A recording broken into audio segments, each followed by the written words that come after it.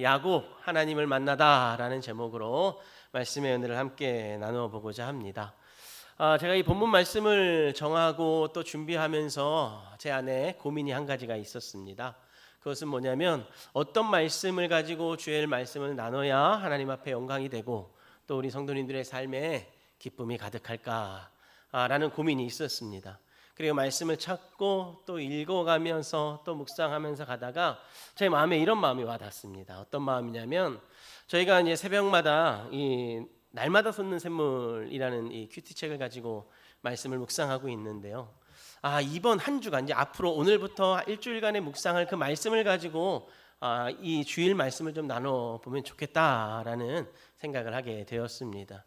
여러 가지 이유가 있는데요. 첫째는 뭐냐면 한 주간 이렇게 말씀을 묵상하실 때 오늘 말씀을 통해서 조금 더 말씀을 깊이 묵상하고 조금 더 생각을 좀 넓게 하나님 말씀을 다가갈 수 있겠다라는 생각이 있었고요. 그리고 또 두 번째로는 오늘 말씀을 통해서 요즘 우리가 야곱 이야기 하거든요. 오늘 말씀을 통해서 이 새벽 예배에 대한 관심이 좀 더 생겼으면 좋겠다라는 마음도 있었고요. 그리고 저희가 큐티를 하잖아요.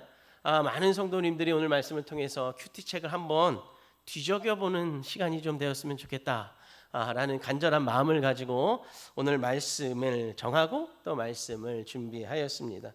하여튼 오늘 말씀의 자리에서 하나님의 큰 은혜가 있기를 소망하고요.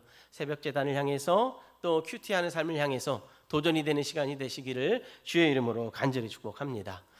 여러분 기독교 고전 중에요 철로역정이라는 고전이 있습니다. 화면에도 나와 있는데요. 여러분 다 읽어보셨습니까? 안 읽어보셔도 아마 들어는 보셨을 거예요. 왜냐하면 우리가 어릴 때에 수련회를 하면 꼭 하는 프로그램이 여러분 성경학교를 하면 꼭 하는 프로그램이 저 철로역정이라는 타이틀을 갖고 하는 프로그램 중에 하나가 꼭 있는데요. 여러분 저 철로역정의 책의 주인공의 이름은 크리스천이라고 합니다. 이름이 크리스천인 거예요. 그런데 이 크리스천이 살고 있는 동네 이름은 무엇이냐면 멸망의 도시입니다. 크리스천이 멸망의 도시에 사는 게 조금 이상하죠. 크리스천이면 하나님 나라에 살아야 되는데. 근데 여러분 우리가 조금 이상하게 느낀 것처럼 이 책의 이야기는 이 크리스천이 멸망의 도시에 살고 있던 이 크리스천이 하나님 나라를 찾아가는 그런 이야기들로 구성이 되어져 있습니다. 이 멸망의 도시에 살던 크리스천에게 근심이 걱정이 있었습니다. 그것은 뭐냐면 이 멸망의 도시에 살던 이 크리스천의 등에 죄의 짐이 아주 무겁게 메어져 있었기 때문입니다. 죄의 짐이 너무나도 무거워서 어딜 갈 때도 힘이 들었고 앉을 때도 힘이 들고 잘 때도 힘이 들고 하여튼 생활할 때 너무나도 힘이 들었습니다. 그래서 이 크리스천은 이걸 좀 어떻게 내려놓아야 될까? 이걸 좀 벗는 방법이 없을까? 이 죄의 짐을 좀 벗어 내어놓는 방법이 없을까? 고민하기 시작을 했습니다. 찾아보기 시작을 했습니다. 그런데 아무리 찾아봐도 이걸 찾을 방법이 없었습니다. 내려놓을 수 있는 방법을 아는 사람이 없었습니다. 아무리 힘으로 하려고 해도 이 죄의 짐은 벗겨지지 않았고요. 열심히 누군가에게 찾아가서 좀 도와달라고 해도 그 사람의 도움으로도 이 죄의 짐은 벗겨지지 않았습니다. 이렇게 고통 중의 삶을 살던 이 크리스찬에게 어느 날 한 사람이 나타나는데요. 그 사람의 이름은 바로 전도자입니다. 이 전도자라는 한 사람이 나타나서 이 크리스천에게 이야기합니다. 뭐가 이렇게 힘이 드십니까? 이 크리스천이 그 이야기를 듣자마자 내 등에 있는 이 죄의 짐이 너무나도 무거워서 내가 살기가 고난입니다. 삶이 너무 힘이 듭니다. 라고 고백을 합니다. 이 이야기를 듣고 전도자가 대답을 해줘요. 뭐라고 말하냐면 크리스천이요, 이 죄의 짐을 벗을 수 있는 방법이 있습니다. 그것은 뭐냐면 멸망의 도시 밖에 있는 저 멀리 보이는 작은 문이 하나 보이시지요? 저 작은 문을 열고 들어가면 당신이 그토록 원하던 저 죄의 짐을, 당신의 어깨에 있는 저 죄의 짐을 벗을 수가 있습니다. 라고 이야기를 해주게 됩니다. 이 이야기를 듣고 나서 이 크리스천은 너무나도 행복했죠. 기뻤죠. 드디어 내 등에 있는 죄의 짐을, 내 어깨에 있는 죄의 짐에서 해방되겠구나 라는 기쁨을 가지고 집으로 막 달려갔습니다. 그리고 집에 달려가서 문을 활짝 팍 연 다음에 이야기하는 거예요. 사랑하는 아내요, 사랑하는 아이들아, 우리 어깨에 있는 죄의 짐을 벗을 수 있는 방법이 생겼단다.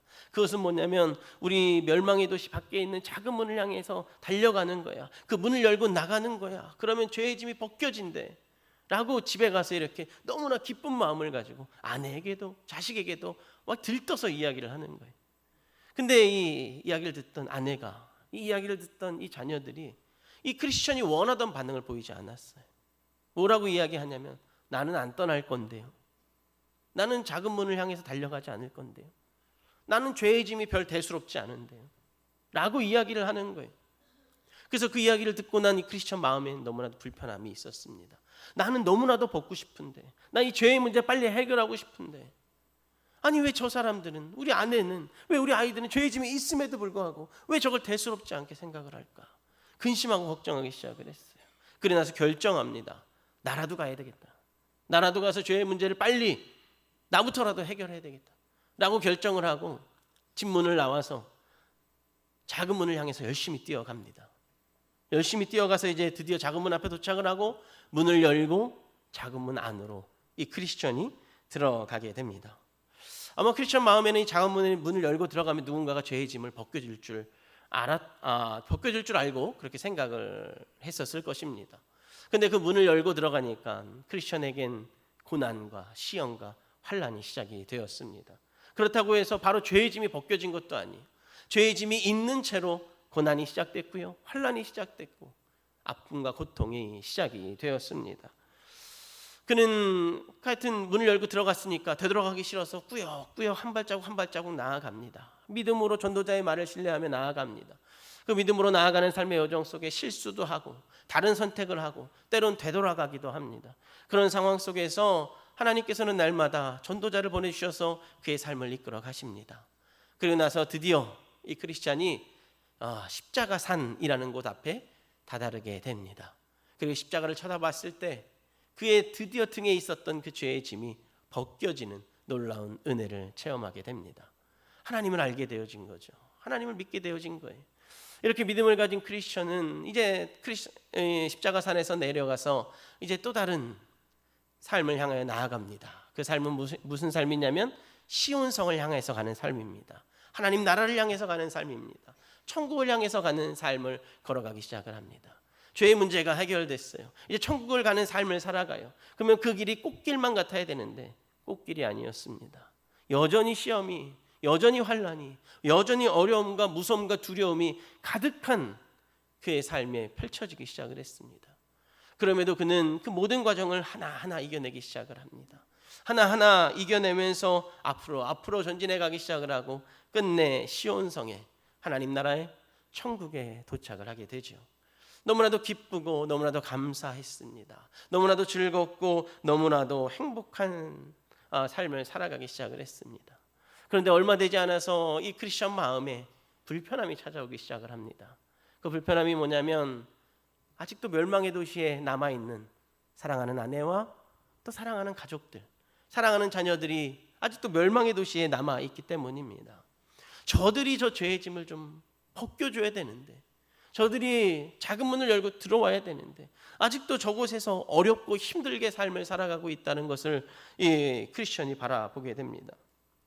이 멸망의 도시에 남아있었던 이 크리스천의 아내 이름이 크리스티나인데요, 이 크리스티나와 자녀들은 이제 아버지가 없는 삶을 살아가는 거예요. 아버지가 없는 삶을, 힘든 삶을 살아가기 시작을 합니다. 그러면서 원망하기 시작하고, 그리고 남편을 향해서 욕도 하기 시작을 하며 더욱더 죄의 짐이 무거워지는 채로 삶을 살아가게 됩니다. 그러던 어느 날 이 부인에게 한 가지 질문이 듭니다. 왜 남편이 멸망의 도시를 떠났을까? 왜 남편이 멸망의 도시를, 우리를 버려두고 떠나갈 정도로 싫어했을까? 라는 질문을 하게 됩니다. 그리고 나서 남편이 했던 이야기들이 하나하나 생각이 납니다. 이 어깨에 있었던 죄의 짐을 무거워했지. 이 어깨에 있었던 죄의 짐으로 고통스러워했지. 이거 해결하고 싶어 했지. 그리고 뒤를 돌아보니 자신의 어깨에도 여전히 죄의 짐이, 아이들의 어깨에도 여전히 죄의 짐이 있었던 것입니다. 그리고 고통스럽게 삶을 살아가고 있는 아이들의 모습을 이 크리스티나가 바라봅니다. 자신의 잘못된 선택으로 인해서 아이들마저 고통으로 빠쳐놓은, 그리고 고통스러운 삶을 살게 했다며 이 크리스티나가 자책하기 시작을 합니다. 그리고 나서 아이들에게 이런 이야기를 하는데요. 우리 글을 좀 준비해 왔는데요, 제가 읽어보겠습니다. 처음에는 어리석게도 너희 아버지가 겪고 있는 문제가 터무니없는 공상에서 비롯됐거나 우울한 기질에서 눌려서라고 판단했단다. 하지만 다른 데 원인이 있었다는 생각을 떨쳐버릴 수가 없구나. 구체적으로 말하자면 죽음의 올가미에서 벗어나게 해줄 생명의 빛이 임했던 거야 라고 이 크리스티나가 자녀들에게 이야기를 하는 겁니다. 이제야 부인이 남편에게 임했던 하나님의 계획과 부르심을 체험하고 알게 되어진 거죠. 그리고 자신에게 남편을 통해 임했던 하나님의 부르심, 남편을 통해 임했던 하나님의 계획에 내가 불순종했구나, 그리고 내 불순종으로 인해서 우리 자녀들까지도 이렇게 고통 가운데 있게 했구나 라는 것을 깨닫게 됩니다. 크리스천 아내는 이 깨달음 속에 하나님 앞에 엎드려 기도하기 시작을 합니다. 눈물로 회개를 했겠죠. 무지를 용서해달라고, 불순종을 용서해달라고, 나로 인해서 자녀들이 죄의 짐을 지고 살아가는 저 인생들을 불쌍히 여겨달라고 하나님 앞에 한없이 기도하고 울부짖었을 것입니다. 이렇게 울부짖던 이 크리스티나에게 울부짖고 있었는데 그때 누군가가 집 문을 두드리기 시작을 합니다. 그래서 크리스티나는 일어나서 집 문을 열고 나가보니까 하나님의 사자가 그 앞에 서 있는 거예요. 하나님의 사자가 앞에 서서 이 아내를 향해서 그리고 아이들을 향해서 좁은 문으로 달려가라고, 좁은 문으로 달려가서 이 죄의 짐에서 해결되라고, 해방되라고, 하나님의 선택이 당신에게 있다고 이야기를 해 주었습니다. 그럼에도 이 크리스티나는 아직 온전한 믿음이 없었기 때문에 머뭇거려요. 그때 무엇을 하나님의 사자가 꺼내냐면 천성에서부터, 하나님 나라에서부터 이 하나님의 사자가 가지고 온 남편의 편지를 꺼내어 줍니다. 건네주는 거예요. 가자고, 좁은 문을 향해서 달려가라고 이야기를 하게 됩니다. 사랑하는 성원교회 영가족 여러분, 우리가 이 이야기를 통해서 기억하고자 하는 것은 우리들도 우리가 예수님을 믿기 전부터 우리를 향한 하나님의 계획이 있었다라는 것입니다. 내 힘이 아닌 하나님의 은혜로 성도로 살아가고 있음을 여러분 꼭 믿으시기를 바랍니다. 내가 믿는 것이 아니라, 내가 내 발로 교회를 찾아왔고 예수님을 찾은 것이 아니라 예수님이 먼저 우리를 찾아오셨고 나의 죄를 대속하셨으며 나를 구원해 주셨음을 여러분 꼭 믿으시기를 바랍니다. 여러분, 세상은요 종교에 대해서 이렇게 이야기합니다. 인간이 신을 찾아가는 게 종교라고 이야기를 합니다. 그런데 여러분, 기독교는, 우리가 믿는 하나님은 그렇지 않습니다. 기독교는요 하나님이 인간을 찾아온 종교입니다. 그것도 그냥 찾아온 것이 아니라 죄인된 우리들을, 당신의 아들을 데리고 우리에게 찾아온 한이 없는 하나님의 사랑의 종교임을, 사랑임을 여러분 꼭 믿으시기를 바랍니다. 그런데 여러분, 이 놀라운 하나님의 사랑, 이 놀라운 하나님의 은혜, 찾아가시고 찾아오시는 하나님의 사랑이 우리에게 있음에도 불구하고 우리가 이 하나님의 사랑 앞에 관가해서는 안 될 한 가지가 있습니다. 그것은 뭐냐면 크리스천이 보여주었던 것처럼, 또 크리스티나가 보여주었던 것처럼 작은 문을 향해 뛰어가든 아니면 하나님 앞에 엎드려 회개의 기도를 하든, 중요한 건 뭐냐면 하나님 앞에 나아가고자 하는 마음이, 하나님을, 나와 함께 하신 하나님을 향한 믿음의 고백이, 또 하나님 앞에 나아가고자 하는 열망이, 열정이 우리 안에 있어야 한다라는 것입니다. 근데 여러분, 오늘 성경을 보면 이런 열정이 없는 사람이 있습니다. 교회 안에 있는 것 같은데, 하나님 안에 있는 것 같은데, 오늘 본문 속에 보면 이 열정이 없는 사람이 있어요. 그 사람이 누구냐면 바로 야곱입니다. 여러분, 야곱, 왜 열정이 없지? 성경 속에 많이 거론되는데 창세기만 펴보면 한 5분의 1 정도는, 6분의 1 정도는 야곱의 이야기인데 라고 여러분 생각하실 수 있잖아요. 그런데 여러분, 오늘 우리가 읽은 본문 전까지의 야곱의 모습은 하나님을 향한 열정이 없었습니다. 하나님을 향한 믿음의 고백이 없었고요, 하나님 앞에 단을 쌓지도 않고 하나님 앞에 여호와 하나님이라고 부르짖지도 않는 그런 야곱의 모습을 볼 수가 있습니다. 성경에서 나름 한 부분을, 꽤나 나름 많은 부분을 차지하는데, 여러분, 야곱에 왜 이런 모습이 있었던 걸까요? 왜 야곱의 이런 모습을 가지고 있는 것일까요? 교회 안에 있는데 왜 여진 야곱의 모습은 이러한 모습이었을까요? 이 야곱의 인생을 되돌아보면 여러분 그의 삶에는 하나님의 큰 은혜가 분명히 있었습니다. 은혜를 많이 체험했거든요. 은혜를 많이 목격했거든요. 때론 그 은혜의 자리에 주인공, 때론 조연이 되어서 하나님의 은혜를 체험하며 삶을 살았거든요. 그런데 중요한 건 뭐냐면 그 수많은 은혜가 야곱의 은혜가 아니었다라는 겁니다. 오늘 본문 전까지의 삶의 여정 속에 야곱이 경험한 하나님은 자신의 하나님이 아니라 때론 아버지 이삭의 하나님이었고요, 때론 어머니 리브가의 하나님이었고, 때론 주변에 있는 사람들의 하나님이었지 자신의 하나님이 아니었다라는 것입니다. 여러분, 제가 질문 하나 할까요? 물론 선물은 없어요. 여러분, 야곱의 할아버지가 누구일까요? 누구요? 아브라함. 이제 진짜 어려운 질문을 할 거예요. 야곱의 아버지가 누굴까요? 이삭. 그렇죠? 여러분, 아브라함 그리고 이삭, 성경 속에서 꽤나 유명하죠. 참 많이 나오는 인물들 아닙니까? 누구를 존경하십니까 하면 꽤나 여러 명 인물들이 이렇게 고백되어질 때 그 중에 거론되어지는 인물들이 아마 아브라함일 거예요. 아브라함 하면 정말로 큰 이슈들이 많지 않습니까? 큰 믿음의 행동들, 믿음의 사건들이 참 많이 있지 않습니까? 한 가지 말씀을 드리면 하란에 살던 아브라함에게 하나님 찾아가시잖아요. 그러고 나서 뭐라고 말씀하십니까? 아브라함아, 아브라함아, 내가 너에게 지시할 땅으로 갈래? 그러면 내가 너에게 큰 은혜를 줄게. 내가 너로 큰 민족을 이룰 것이고 그냥 네가 복되게 할게 라고 하나님 말씀하셔요. 하나님의 말씀을 처음 들었던 아브라함이에요. 그 처음 듣는 하나님의 말씀, 처음 마주한 하나님의 말씀 앞에 이 아브라함 어떤 선택을 합니까? 그냥 따라가잖아요. 하나님 저 갈게요 하고 손 들고 따라가는 게 아브라함의 모습이죠. 여러분, 이삭은 어떻습니까? 이삭은 결혼을 하고 나서 20년간 결혼 생활 속에서 이 아내인 리브가가 임신을 하지 못하죠. 그래서 하나님 앞에 간절히 엎드려 기도합니다. 그랬더니 하나님께서 바로 응답을 해 주시잖아요. 이렇게 하나님의 놀라운 은혜를 체험한 이삭입니다. 즉 각자의 하나님을 만나고 각자의 하나님 앞에 믿음을 고백했던 아브라함과 이삭입니다. 그런데 여러분, 오늘 야곱 어떻습니까?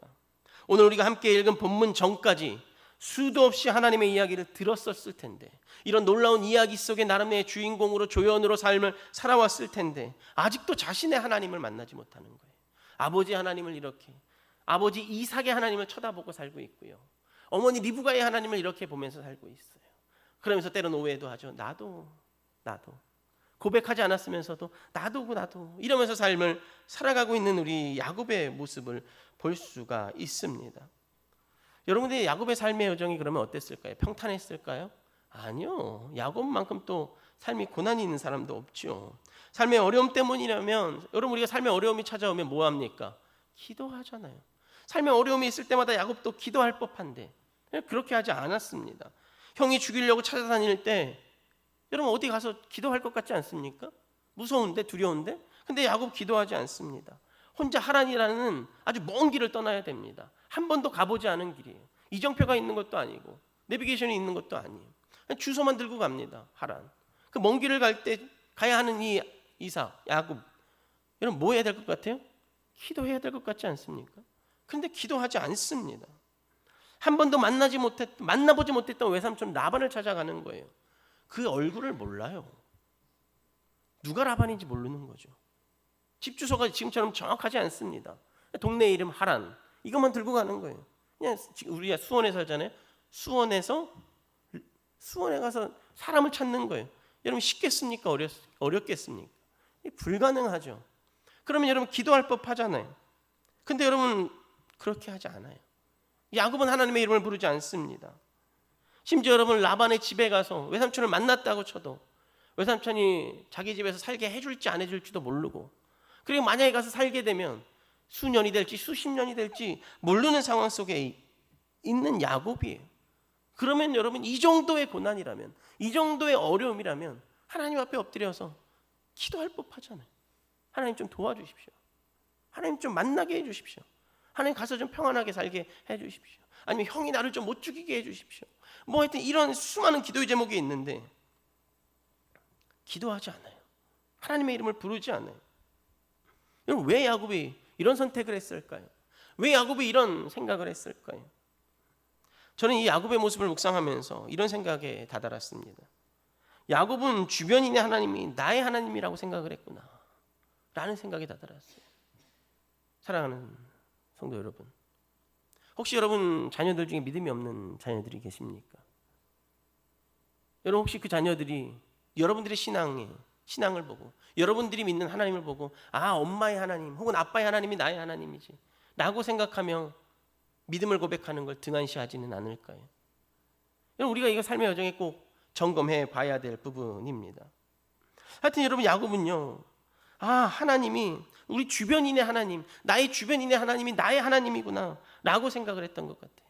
그리고 주변인이 기도하니까 그 기도가 나의 기도구나 라고 생각을 하고 있지 않았을까요? 사랑하는 성도 여러분, 여러분은 어떠십니까? 혹시 여러분의 모습이 야곱이십니까? 주변의 기도로, 주변이 믿는 하나님으로, 주변이 받는 사람의 은혜로, 하나님의 은혜로 내가 은혜 받았다고 생각하며 삶을 살아가고 계시지는 않으신지요? 난 기도하지 않았는데 옆 사람이 기도하니까 나도 덩달아 나도 기도했어 라고 여러분 판단하며 삶을 살아가고 계시지는 않으신지요?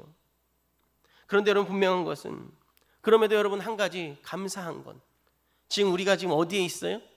예배당 안에 있잖아요. 이 예배의 자리에 있다는 거, 기도의 자리에 있다는 거, 참여하고 동참하고 있다는 건 너무나도 귀하고 감사한 일이죠. 이 얼마나 귀한 고백입니까? 근데 여러분 주변은 어떻습니까? 여러분 주변에 아직도 야곱과 같은 신앙을 가진 사람들이, 야곱과 같이 하나님을 아는데 믿음의 고백을 하지 않는 사람들이, 사랑하는 사람들이, 혹은 자녀들이, 부모님들이 여러분 주변에 많이 있지는 않으십니까? 여러분 이들을 위해서 여러분 수년째 기도하셨죠? 아니요, 수십 년째 기도하시는 분들도 있을 텐데요. 여러분 수년, 수십 년을 기도하는데 여러분 이들이 왜 돌아오지 않을까요? 하나님이 분명 준비하고 계시는 것 같은데, 내가 그 사람 옆에 있다는 건, 나는 하나님을 믿으니까 그 사람이 내가 옆에 있다라는 건, 내가 그 사람 옆에 있다라는 건 하나님이 그를 향한 계획이 있다는 건 분명한데 왜 그가 들어오지 않을까? 왜 그가 믿음을 고백하지 않을까? 여러분 우리는 이런 질문이 있지 않습니까? 이런 의구심이 들지 않으십니까? 여러분 이유는 하나인 것 같아요. 저도 알고 여러분도 아는 그 이유이죠.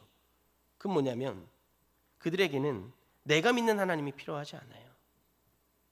그들에겐 그들의 하나님이 필요한 거예요. 여러분 제가 목사잖아요. 제가 목사라고 해서 저희 아이들을 제가 구원시킬 수는 없어요. 제가 믿는 하나님이 있고요, 저희 아이들이 믿는 하나님이 있는 거예요. 그들은 그들의 하나님을 만나야 되고요, 그들은 그들의 하나님을 고백해야 되는 거예요. 입술로 시인해야 되는 거예요. 그래야 구원에 이르게 되어지는 거고 온전한 믿음의 삶을 살아가는 거죠.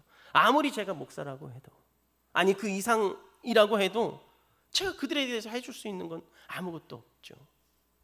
근데 그들을 위해서 대신 구원해 줄 수 있는 건 아니잖아요.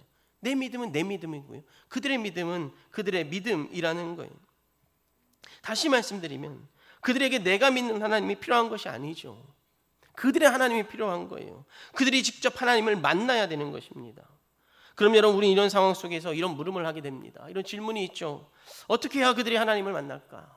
어떻게 해야 그들이 하나님이 함께하고 계심을, 하나님이 그들의 믿음의 고백을 기다리고 있다는 걸 그들이 인정하고 하나님의 부르심 앞에, 여러 가지로 보여주시는 하나님의 부르심 앞에 이들이 믿음으로 반응할까? 이런 여러분 우리 안에 고민과 질문이 있을 것입니다. 분명 여러분 주변에 있는 분들은 여러분 주변에 있다는 것만으로 하나님의 택하심이 분명히 있는 것인데 왜 이들이 반응을 보이지 않을까? 고백을 하지 않을까?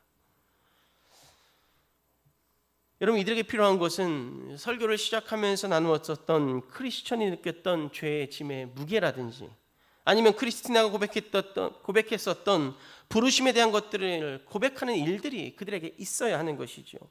즉 자신이 아직 부르심 앞에 순종하지 못함을 인정해야 한다라는 것입니다. 그럼 여러분 이들이 하나님을 어떻게 인정하게 만들 수 있을까요? 방법은 우리에게 있어요. 방법은 뭐냐면 바로 우리의 모습, 우리의 역할입니다.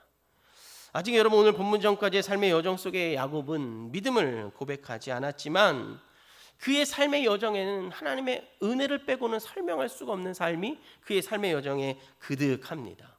하나님의 은혜를 보고 자랐습니다. 하나님의 은혜를 듣고 자랐고요. 하나님의 은혜를 나름 체험하며 자라왔습니다.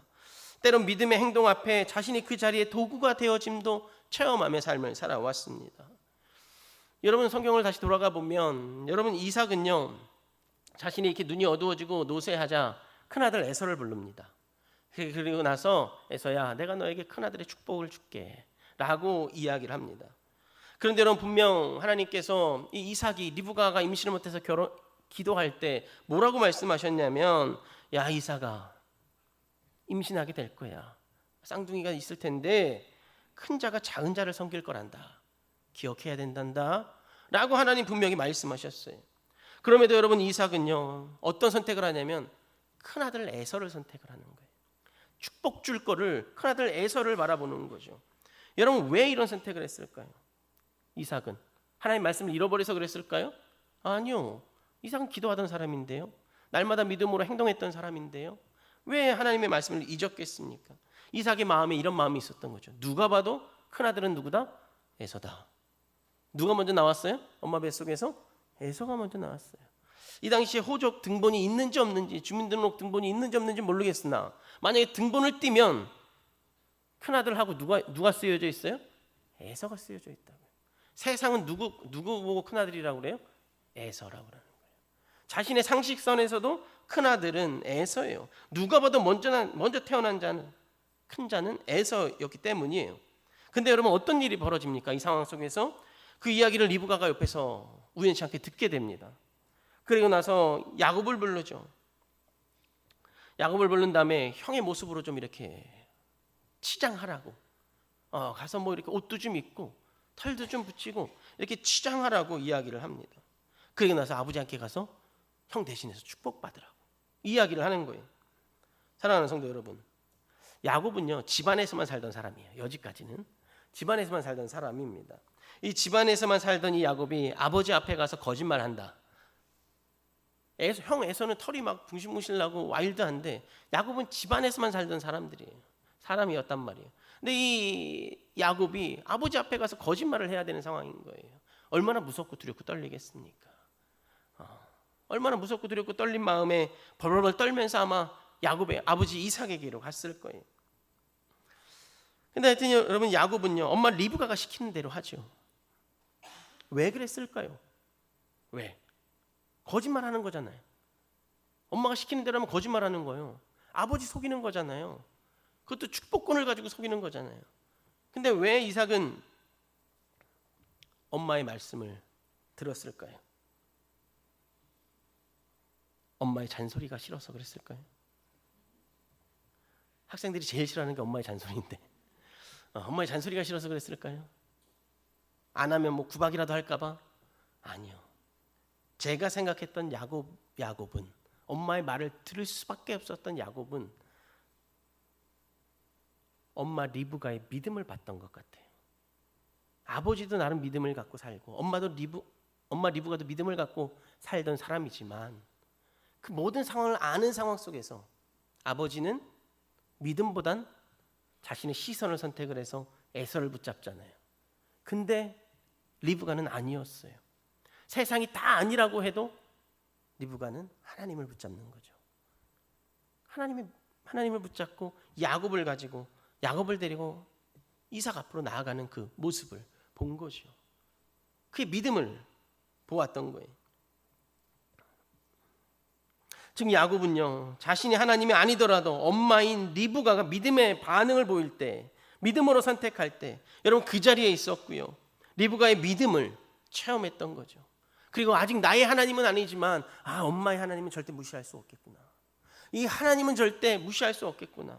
엄마를 보니까 하나님은 정말 살아계시는 것 같구나. 엄마의 선택을 보니까 남들은 다 아니라고 하는데 엄마가 믿음으로 선택을 하고 나아가는 거 보니까 하나님 정말 살아계시는구나 라는 걸 여러분 야곱이 생각을 했던 것입니다. 그러면서 이렇게 깨달았겠죠. 말씀 들어야 되는구나. 하나님 말씀 따라야 되는구나. 하나님 앞에 순종해야 되는 삶이구나 라는 걸 깨달았던 거죠. 사랑하는 성원교회 영가족 여러분, 여러분 주변에 아직 믿음을 고백해야 할 분들이 꽤나 많이 있으실 것입니다. 그리고 그들을 위해 여러분 기도도 하지만 여러분 걱정도 꽤나 많이 있으시죠. 여러분, 이들에게 믿음의 은혜, 역사가 일어나길 소망한다면 이들 앞에 있는 내가 믿음의 역사를 이루어가는 것은 여러분 어떨까요? 세상이 다 원하는 첫째 에서를 잡는 신앙이 아니라 세상이 다 원하고 세상이 다 증명하더라도 하나님의 말씀이 있다면 둘째 야곱을 잡는, 야곱을 향해 손을 내미는 그런 믿음을 여러분 우리가 지녀보는 건 어떨까요? 그리고 그렇게 그 자녀 앞에서 행동해 보이는 건 어떨까요? 세상은 다 아니라고 하는데 하나님이 이렇게 하라고 하셨어. 하나님 나에게 이런 마음 주셨어. 내가 말씀을 읽다 보니까 하나님이 이런 말씀을 주셨어 라고 고백하고 그 말씀대로 여러분 삶을 살아가 보시는 겁니다. 그러면 여러분 내 앞에 있던 아이들이, 내 주변에 있던 우리 부모님들이 그 모습을 보면서 하나님을 바라보지 않겠습니까? 적어도 하나님을 무시하는 일은, 적어도 하나님 때문에 불편해하는 일은 없지 않겠습니까? 엄마가 믿는 하나님을 보니까, 아버지가 믿는 하나님을 보니까 이해가 되네. 아버지가 저런 선택을 하는 게 이해가 되네. 하나님이 옳은 선택을 이끌어 가시는 게 이해가 되네. 하나님이 함께 하시는 게 이해가 되네 라고 여러분 고백하며 그들이 나오지 않겠습니까? 순종의 삶으로 나오지 않겠습니까? 여러분 믿음으로 결단하는 삶을 보였다면 이제 무엇을 해야 될까요? 이제 하나님의 은혜를 기다리는 거예요. 내가 그들 앞에서 믿음의 삶을 살아가고 있었다면, 믿음의 삶을 살아간다면 이제 그 다음은 이제 하나님의 은혜를 기다리는 겁니다. 하나님의 역사를 신뢰하며 기다리는 거예요. 여러분 라반의 집으로 떠난 야곱에게 어떤 일이 일어나나요? 여러분 오늘 본문인데요, 창세기 28장 12절 13절 말씀을 우리 함께 읽어보겠습니다. 꿈에 본즉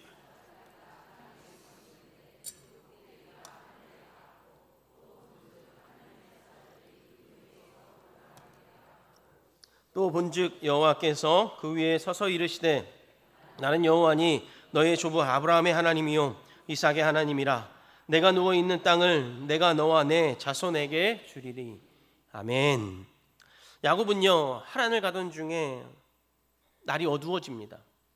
그래서 그냥 그 광야 한복판에 주변을 되돌아보니까 돌이 하나 있어서 그 돌을 베개 삼아서 이렇게 잠을 청하게 됩니다. 그때 하나님은 야곱에게 찾아가시죠. 이 사닥다리 이 하나님 찾아가시는 거예요. 근데 어떤 모습으로 찾아가십니까? 아주 신비로운 모습으로 찾아가십니다. 하늘에서 다리가 연결되어지는 놀라운 은혜를 체험합니다. 누가 봐도 이건 하나님의 메시지구나. 이건 누가 봐도 하나님이구나. 이건 누가 봐도 하나님이야 라고 고백할 수밖에 없는 상황으로 하나님은 야곱에게 찾아가시는 겁니다. 저는 이 야곱을 이 상황을 묵상하면서 이런 생각을 해봤어요. 어떤 생각이었냐면 와, 우리 하나님 정말 대단하시다. 오죽하면 이렇게까지 찾아가셨을까. 여러분 아브람처럼 그냥 가서 말씀만 하셔도 되잖아요.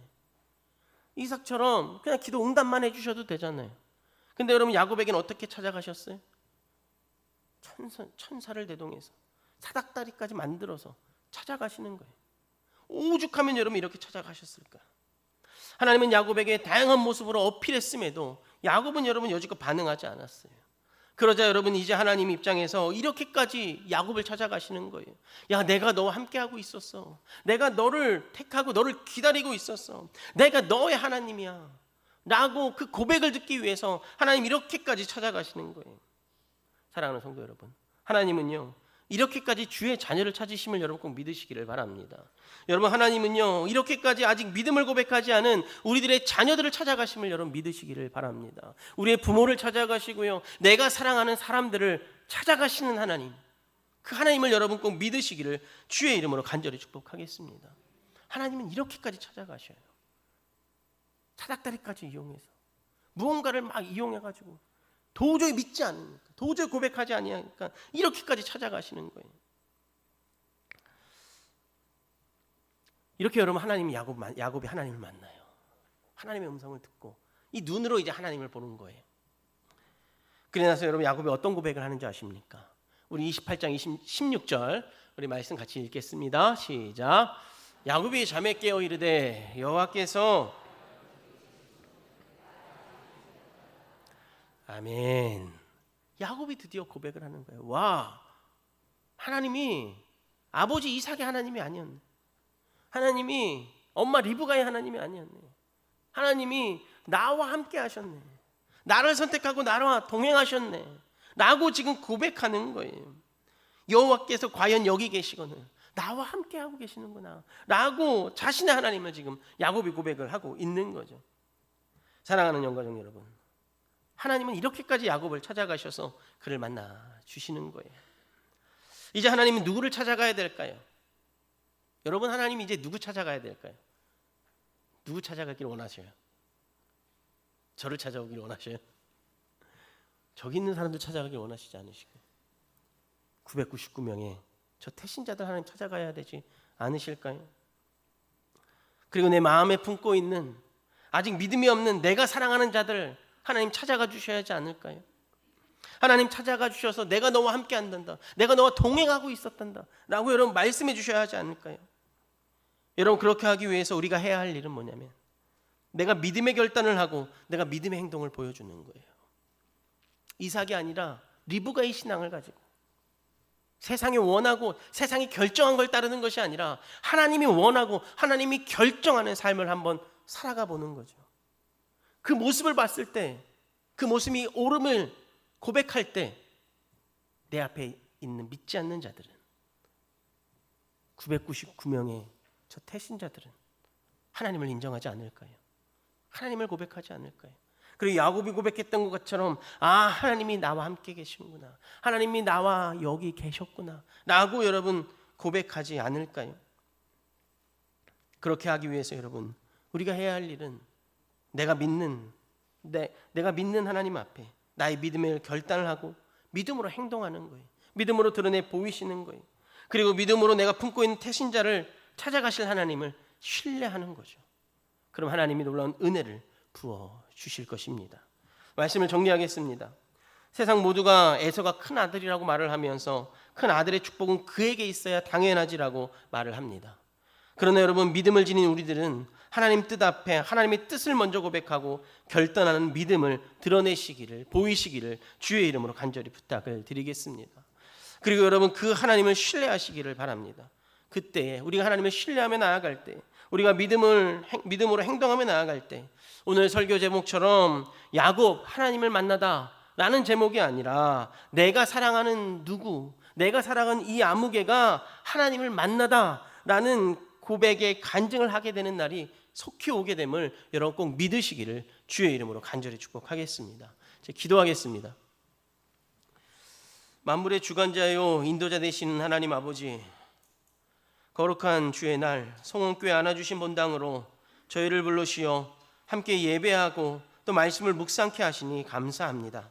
하나님, 이 시간 주님이 주신 말씀을 기억하며 한 주간을 살아갈 때 나를 먼저 찾아오신 하나님을 기억하게 하시고 하나님 앞에 겸손함으로 살아가게 하시며 사닥다리 환상을 통해 야곱을 찾아가신 것처럼 감당할 수 없는 은혜로 나를 찾아오신 것처럼 아직 예수 그리스도를 영접하지 못한 우리가 사랑하는 자들에게 찾아가실 것을 기대하고 기도하게 하여 주시옵소서. 그래서 우리가 그들에게 하나님의 모습으로 또 믿음의 모습으로 보이는 한 주간이 될 수 있도록 주님 인도하여 주시옵소서. 우리 주 예수 그리스도 이름으로 기도드리옵나이다. 아멘.